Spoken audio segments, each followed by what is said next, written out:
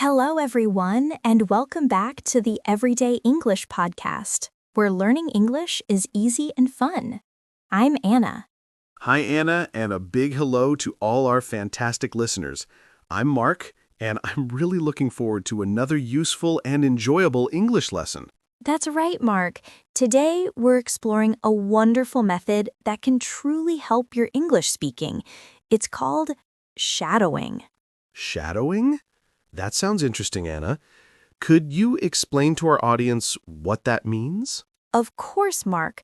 In simple terms, shadowing is when you listen to some English audio and speak along out loud at the same time, trying to copy the original speaker as closely as you can. You can imagine that your voice is following the audio like a shadow. Oh, I get it. So we listen and then we attempt to say the exact same thing we hear with the same speed and tone. Exactly. It's a bit like being an echo, but with a clear goal. It's not only about the words, it's about sensing the rhythm, the sounds, and the natural feel of English. That sounds logical. It seems like a very involved way to learn. Before we go deeper, Anna, shall we give our listeners a quick reminder? You're so right, Mark. Before we continue, if you like our podcast and find it helpful, please remember to click that subscribe button. It truly supports us in connecting with more learners. And please give this episode a like if you find it useful. Your support is incredibly meaningful to us. Yes, thank you. And if you have any questions about shadowing or any other topics for learning English, we warmly welcome your comments below. We really appreciate hearing from you. Okay, Anna, so back to shadowing.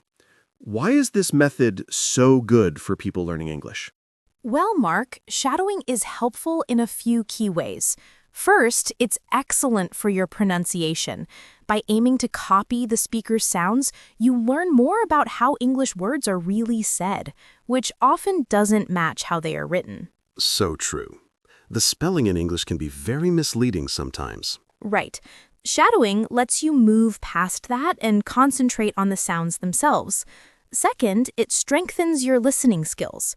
You must listen very carefully to the audio to repeat it correctly. So, it's like an exercise for both your ears and your voice at once. Precisely. And third, shadowing helps you understand the natural rhythm and melody of English. Native speakers use rises and falls in their voice, and they stress certain words to express meaning and feeling. Shadowing helps you learn these patterns naturally. That's a great observation, Anna.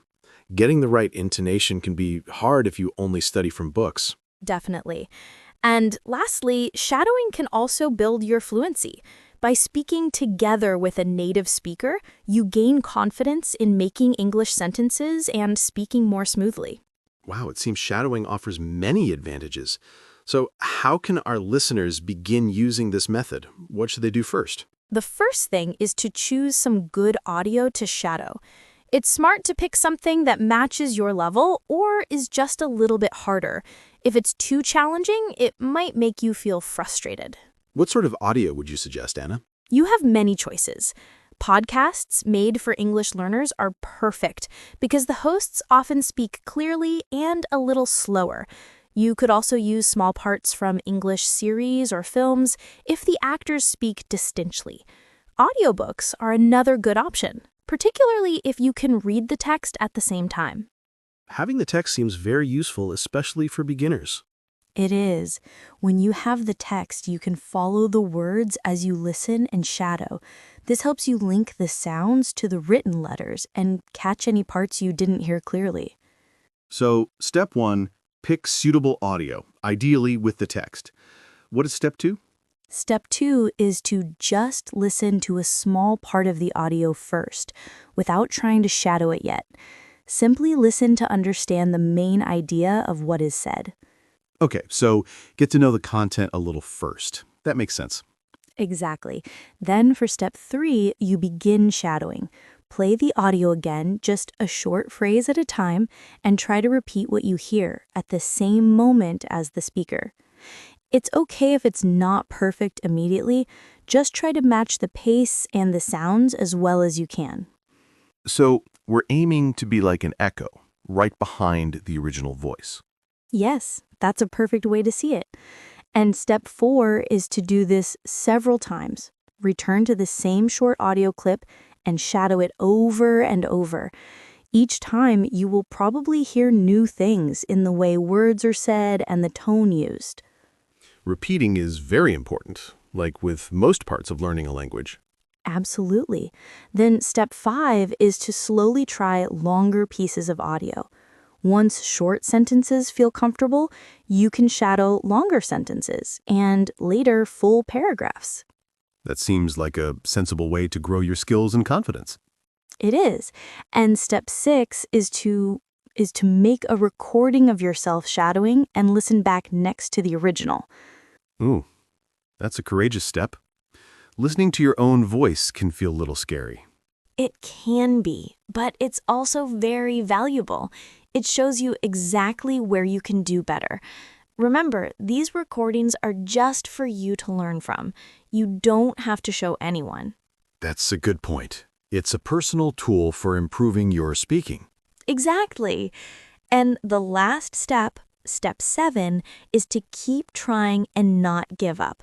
Shadowing needs practice. You won't sound like a native speaker immediately, but if you practice regularly, you will certainly notice your pronunciation, listening, and fluency getting better. So, to sum up, the steps are choose audio, listen first, shadow in short parts, repeat, try longer sections, record yourself, and be patient. That's a very clear summary, Mark.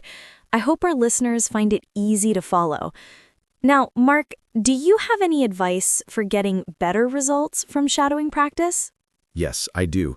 One piece of advice is to pay close attention to the sounds. Think about how the speaker might be using their mouth. Even without seeing them, you can try to make similar shapes with your own mouth. That's excellent advice, Mark. It's about feeling the language physically. Exactly. Another tip is not to get too worried about the meaning of every word at the start. The main focus initially is on the sounds and the rhythm. You can check the meaning of new words afterwards. That's crucial. Sometimes learners stop because of one word and lose their flow. It's better to continue and check it later. And a third tip is to use different kinds of audio. Try out podcasts, news segments, conversations, and even music lyrics. Different materials will show you different words and ways of speaking. That's a wonderful idea, Mark. Variety keeps things fresh, and it can make your shadowing practice more fun, too. Absolutely. And my last tip is to practice often. Short, regular shadowing sessions help more than long, occasional ones. Try to make it part of your normal study plan. Consistency is key in language learning. Just 10 or 15 minutes of focused shadowing a few times each week can lead to great progress over time. So, Mark, what are some typical problems learners might have with shadowing and how can they fix them? That's a very good question, Anna. A common issue is choosing audio that is too hard.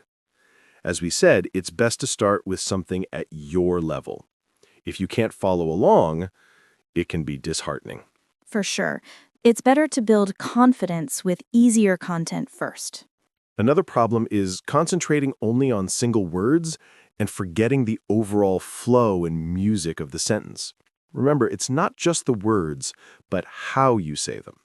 So, try to copy the tune of the speech. Exactly. And a third issue is not putting in enough active effort. Shadowing isn't just listening and repeating mindlessly. You need to actively try to match the speaker's sound, rhythm, and feeling. It needs your full attention. It's a workout for your mind and your mouth. It is. And finally, some learners might feel disappointed if they don't see instant results. It's essential to remember that improvement happens slowly with practice. Keep going. That's such a vital message, Anna. Be kind to yourself and notice every small step forward. Absolutely, Mark. Every bit of practice counts. And remember, the aim of shadowing is to get better at speaking English, not to create a perfect copy. So, Mark, could you show our listeners a simple example of shadowing? Perhaps you could say a short sentence and I'll try to shadow you. Sure, Anna. Let's use this sentence. Learning English opens up new opportunities. Okay, my turn. Learning English opens up new opportunities. Well done, Mark. You copied my pace and sounds very closely. See, listeners? It's all about doing your best to follow the audio. Thanks, Anna. It really makes you feel more connected to the language when you're actively speaking along with it. It really does. It builds a kind of memory in your muscles for speaking English. So, Mark, for our listeners who are new to shadowing, where should they look for resources? For people just starting, I highly recommend podcasts made especially for people learning English. These usually have very clear speech and a slightly slower speed. Look for podcasts labeled ESL or for English learners. That's a perfect place to begin. And for learners who are at an intermediate level, what could they use? Intermediate learners could try a bit more difficult materials, like short news videos or friendly interviews. They could also start shadowing clear conversations from TV shows or movies. And for advanced learners, how can they challenge themselves further? Advanced learners can push themselves with complex content, like TED Talks, discussions, or realistic dialogues from films. The focus here should be on the small details of pronunciation, the emotion in the tone, and casual expressions or slang. That sounds like a serious workout for your ears and voice. It is, but it's also a superb way to polish your English and sound more natural. So, Anna, to finish up, what is the main idea you want our listeners to remember about shadowing?